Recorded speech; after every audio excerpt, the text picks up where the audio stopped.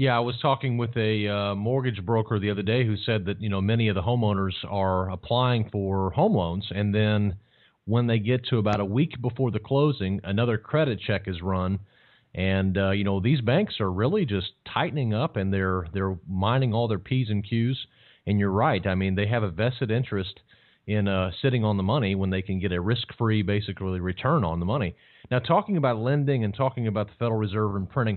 Many in our audience have a basic understanding that under the current system, money can be printed at will or created at will through the printing presses. But take a minute to explain what you talk about in your book about how banks themselves actually create money. I found that very interesting. Money is created whenever someone takes out a loan. So say you go to a bank and you take out a mortgage, and say it's for a $500,000 house. So you will sign a piece of paper called a mortgage where you promise to pay this $500,000 back over time with interest.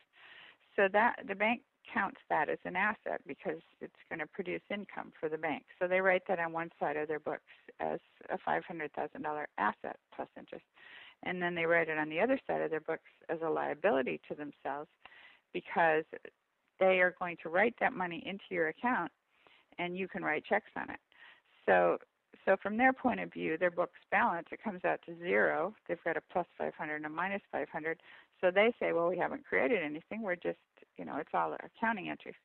But that 500,000 that goes into your account is where our money comes from. You then write that check for $500,000 and it goes to the seller.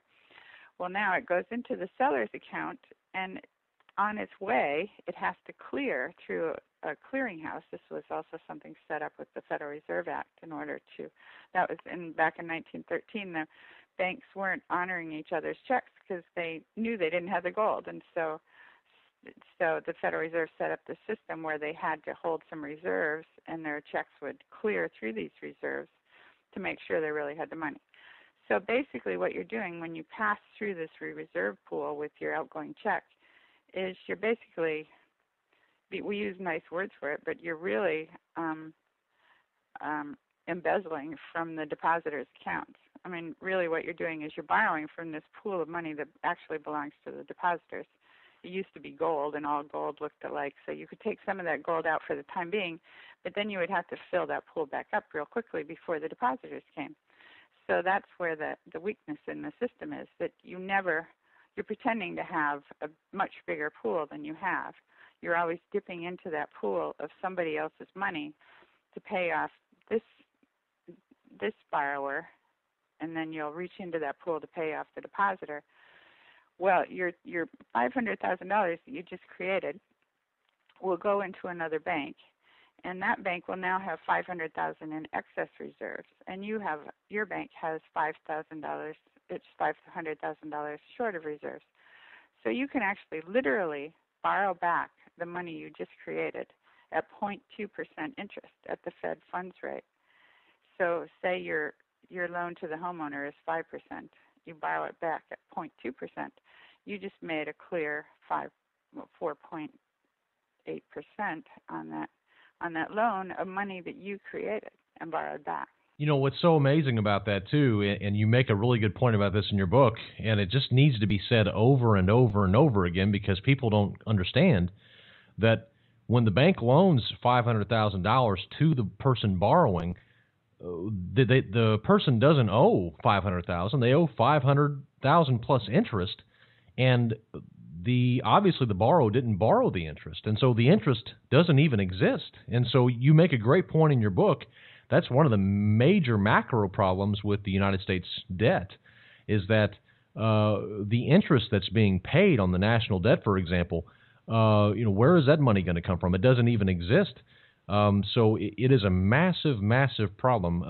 Talk just real briefly about the problem of that, how interest itself is not created with the principal. Mm-hmm. With an ordinary home loan, over 30 years, you're probably going to wind up paying at least double, maybe more, by the time you count the interest. And since all money is created as debt, and in the original loan you didn't create the interest, somebody somewhere else is going to have to take out a loan to create the interest to put the money into the system to pay back your loan. And so that's why you have this parasitic continual need for growth, growth, growth. You always have to move into third world countries and indebt them. And then when we ran out of debtors all around the world, I shouldn't say we, but the banking system ran out of debtors around the world, and they came back to bite the U.S. homeowners and created a market of homeowners that shouldn't have even been there. They shouldn't have even been borrowing, but they were allowed to just because they needed more and more and more borrowers to create more and more debt to support this pyramid in Ponzi scheme style. With the federal debt, the way they've gotten away with it is that they drop the interest rate to such low levels that there's almost no interest on it now. So the federal debt, what we're paying on the federal debt is the same as we paid in 2006, although the debt itself has gone up by 50%. But what we're paying in interest is about the same because the Fed dropped the interest rates to ridiculously low levels, and that's why they have to leave them at ridiculously low levels. Because if they raise the interest rate at all, it would just wipe out the taxpayers. I mean, we'd have a massive revolution probably. Yeah, this is absolutely very important, and many people don't understand. That's why the government doesn't come out kicking and screaming saying we need to raise our savings rate, we have to lower consumption, we can't binge upon debt. I mean, the government, first of all, has no right to lecture the people on how to spend money. But number two, that's why they don't actually encourage us to be thrifty or to save money, because even though savings and investment are the backbone of any national economy that grows, the only way to grow this parasitic, is to quote you, to this parasitic economy is through debt and more consumption and more debt. So we have this major problem here in the banking system. Many people have become experts on what the problems in the banking system are over the last couple of years with the credit crisis. But what I like about your message and what I like about your book is that you actually come to the table not just explaining what the real problems are, what the root of the problem is, but you also come to the table with a solution. You wrote an article a few months back pointing at the state of North Dakota as providing a great example of how banks could be run. How does the state of North Dakota and their banking model differ from America's current private banking model? North Dakota has the only bank is the only state that owns its own bank. It basically has its own central bank. And this bank, by law, ever since 1919, all of the state's revenues have gone into this bank as deposits. So it has a huge deposit base. And it's set up as North Dakota doing business as the Bank of North Dakota. So that means technically all of the assets of the state are the assets of the bank. So it has a huge deposit base and a huge capital base. So it's got all its requirements covered, and it can just basically generate credit as needed. Well, it uses that credit power to partner with the other banks in the state in order to help them with their capital requirements. So they don't have to scramble around. They didn't get involved in this whole mortgage-backed security derivative mess that brought down all the other banks. They didn't need it because they had the Bank of North Dakota to stand behind them and to help them with their requirements. They don't sell off their loans. They keep the loans on the books. Like they had this great student loan program, and I mean they still do, but they've changed the student loan requirements. But anyway, they would keep the student loans on their books instead of selling them off. So they watched over these borrowers. They wanted to make sure that they helped them, and they worked with them to pay off the loans. So they had the lowest default rate in the country, the lowest unemployment rate in the country, and they're the only state that currently is running a budget surplus. Most states are now bankrupt because they have to balance their budgets and they can't do it. North Dakota can. And in fact, a few years ago, when North Dakota did have a little budget problem, they borrowed from their own state bank. The Bank of North Dakota also returns a 26% dividend to the state. So it's a huge moneymaker for the state. I could envision, for example, in California, if you're wondering where would you get the capital, CalPERS, the California Pension Fund, is always losing money. They're always making bad bets. They're investing in all kinds of things that they shouldn't be putting their money in, and nothing is returning a 26% return, and nothing is more stable than a state bank with all the assets of the state behind it.